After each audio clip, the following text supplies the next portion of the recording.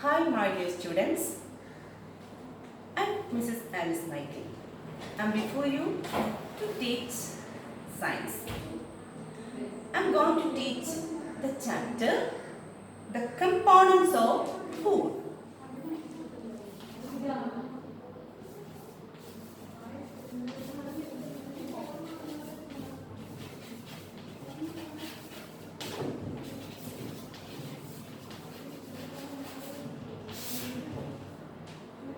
Students, in the previous chapter, we discussed about the food. We need food to get energy and for our growth. So, in the previous chapter, we discussed about from where does the food come from.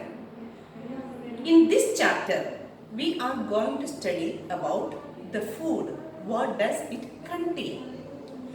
And students, for preparing different types of food items, we need different ingredients.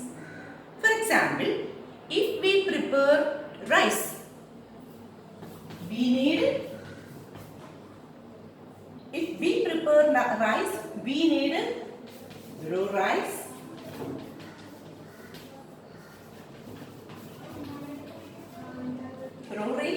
and water. If we prepare sambar, we need vegetables,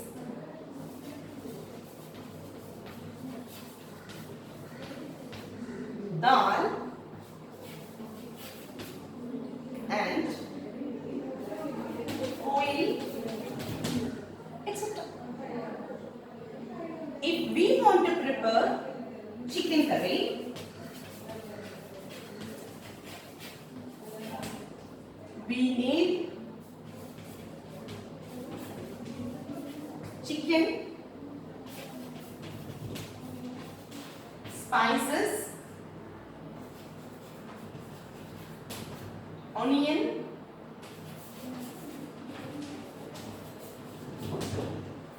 ghee, etc. That means if we want to prepare any kind of food, we need ingredients that we get either from plant or from food. Students, have you any time observed why do we eat different types of food? Normally, we do not eat rice alone. We eat some kind of curry, either fish curry or sambar or any kind of vegetable dish along with the rice. So in the case if we eat chapati, we also eat any kind of curry along with it. And normally for the breakfast we eat different types of food, idli and sambar. For the lunch we eat either chapati and chicken curry or rice and fish curry and many items. So for preparing rice or chapati like that, we need some kind of grains.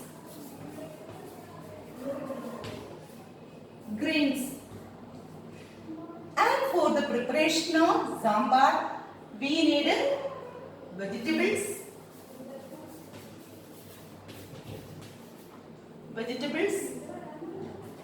pulses,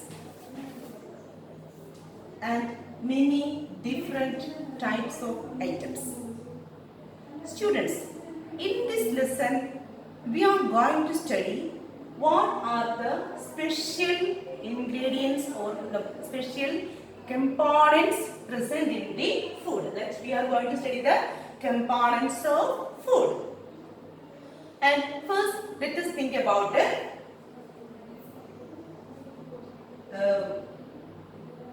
rice.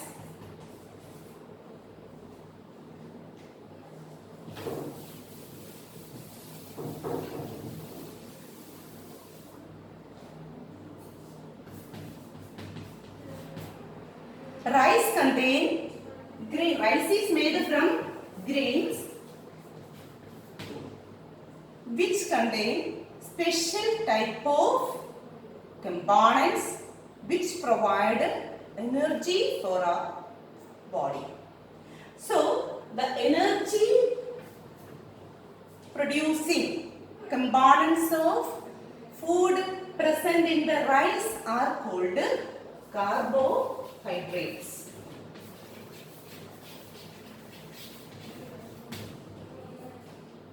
And wheat, potato,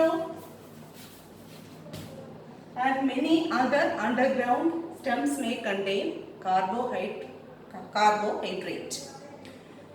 Students, these food items not only contain carbohydrates, they contain other food items, other components also, but mainly they contain carbohydrate. So we can say these food items are carbohydrate rich food.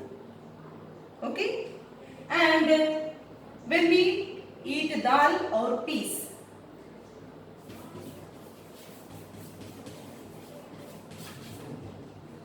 these food items contain special components which are known as protein.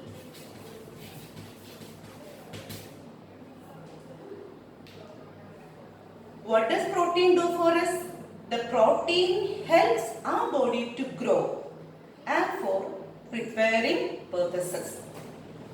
So for the growth of our body, the body needs protein, which is also a component of food. And we normally eat vegetables and fruits.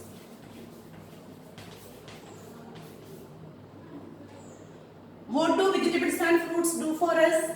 Vegetables and fruits protect our body from diseases and keeps our body healthy. So we can say these vegetables and fruits contain another components of food which are known as vitamins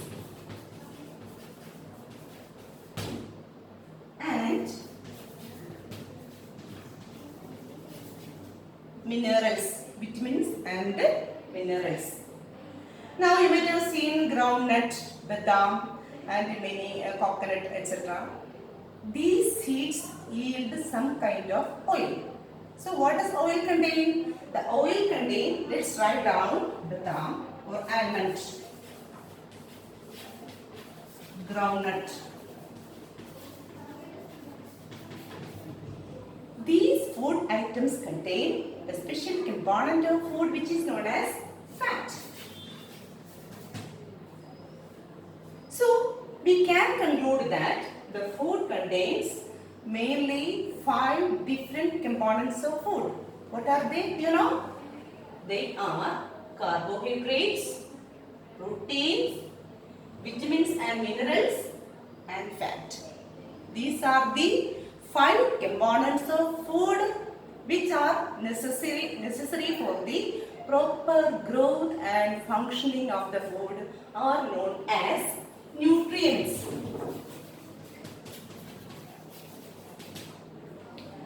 Students, did you understand what are nutrients? So the nutrients are the components of food which are necessary for the proper functioning of the body. Children, now let's do the food items contain these nutrients. First, let's do one experiment to show that carbohydrate is present in rice. See, this is rice. So, to test whether carbohydrate is present in rice, it is a cooked rice, whether it is a raw rice also, the experiment will show the same output. So, let's do, this is iodine solution. So, what do iodine solution do for the starch, you know? If the food item contains starch, the iodine solution can turn it into blue-black. Let's observe. Or 1 or 2 drops of iodine solution. Can you see? The food item contains starch. Okay? So, this is chapati. which is made up of wheat. And it is just to test whether carbohydrate is present in the chapati.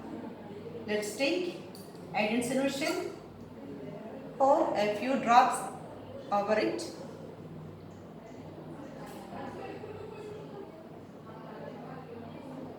The chapati cannot show the presence of starch because the chapati contains oil. This experiment shows that iodine solution can act only on starch. If the food item contains starch as well as many other components, the iodine solution cannot act properly. Okay, students. Now let's do another experiment. That is, the food item contains protein. If the food item contains protein, when we add caustic soda solution and copper sulfate solution, the food items turn pinkish in color or purple in color. Let's do the experiment. So this is milk.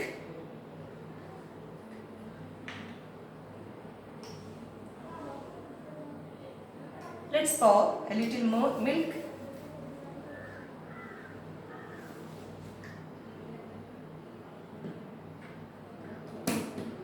Let's pour a little milk in the test tube. Now let's put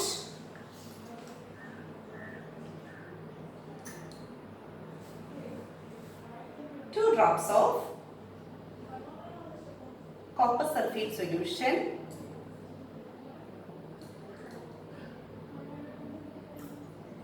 and 10 drops of caustic soda solution.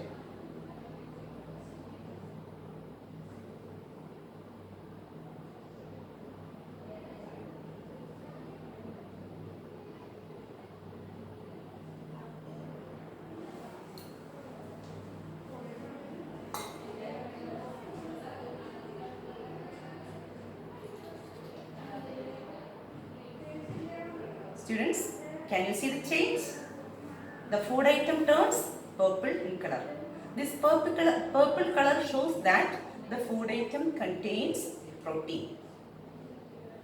For testing the presence of fat in a food item, you can take a paper, a plain paper, and pour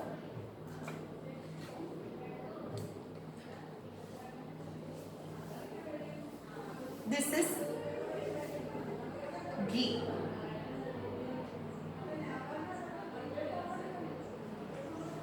If you press the food item properly,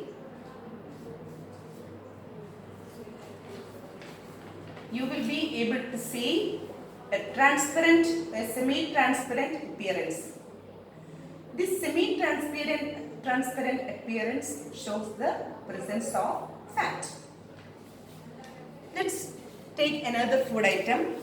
This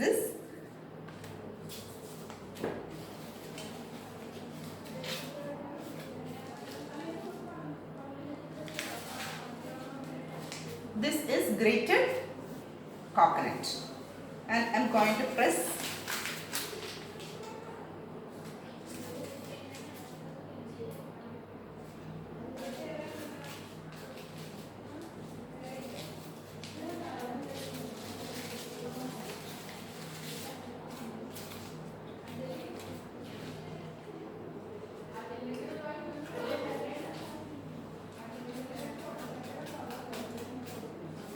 Can you see the semi-transparent nature in the paper?